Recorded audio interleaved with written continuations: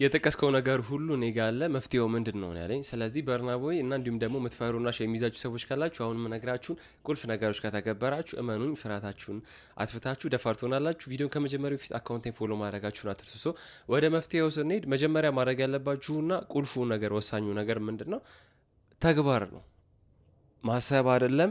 ማሰብ አንደኛው ፓርት ነው፣ ይገባኛል። ይህንን ፍርሃት እንዴት ልወጣው ብላችሁ ግን ያሰባችሁትን ነገር ቀጥታ ካልተገበራችሁት ጀስት ትረስት ሚ የትም አደርሱ ማለት። ስለዚህ የምትፈራው ነገር አሁን ሌሴይ አንድ አናሎጂ ልስጣችሁ በርናቦይ እንዲሁም ደግሞ ሌሎቻችሁ ሊጠቅማችሁ የሚችል ማለት ነው።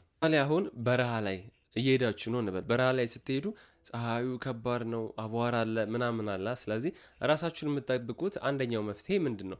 መነጽር በማድረግ ጨረሩን፣ ወበቁ እንዲሁም ደግሞ አቧራና ፀሐዩን የፀሐይ ጨረሩን ትወጣላችሁ። ሌላ ነገር የምታደርጉት ምንድን ነው? ሽርጥ ወይም ነገር ካላችሁ አፍንጫችሁ በመሸፈን አቧራው እንዳይጎዳችሁ ታረጋላችሁ። ሶስተኛው ደግሞ ቡትስ እንዲሁም ደግሞ አሪፍ የሆነ ቆዳ ጫማ በማድረግ የሆነ ነገር ቢያጋጠማችሁ እግራችሁን ቴኬር እንዲያደርግ ይጠብቃችኋል ማለት ነው። ስለዚህ በበረሃ ላይ ስትሄዱ እነዚህን ቱሎች አሟልታችሁ ነው አይደል የምትሄዱት። ስለዚህ ፍርሃታችሁን ደግሞ ለመወጣት የሚያስፈልጓችሁ ቱሎች ምንድን ናቸው? የመጀመሪያ ሁላችሁም አላችሁ፣ ነፃ ነው ቱሉ አእምሮ ነው። ሁለተኛው ደግሞ መፍትሄው ምንድን ነው?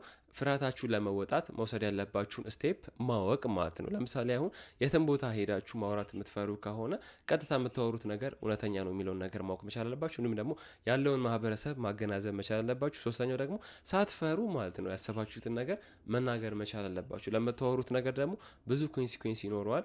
የሚያስቅ ነገር ከሆነ ሊስቁላችሁ ይችላሉ። የሚያሳዝን ነገር ከሆነ ሊያዝኑ ይችላሉ። እንዲሁም ደግሞ የሚያናድድ ነገር ከሆነ ሊናደዱ ይችላሉ። እንዲሁም ደግሞ ኮንትሮቨርሻል ወይም ደግሞ አነጋጋሪ ነገር ከሆነ ታወራላችሁ ከሌሎቹ ጋር ማለት ነው። ስለዚህ የምታወሩት ነገር ምን አይነት ኢምፓክት ወይም ደግሞ ምን አይነት ኢፌክት ይፈጥራል የሚለውን ነገር ካሰባችሁ በኋላ አውሩት፣ ከእናንተ አፍ ይውጣ። ከዛ የሚመጣውን አጸፋ ወይም ደግሞ የሚመጣውን ነገር አሰላስላችሁ ጥሩ የሆነ ፖዘቲቭ ምላሽ መስጠት ትችላላችሁ ማለት ነው።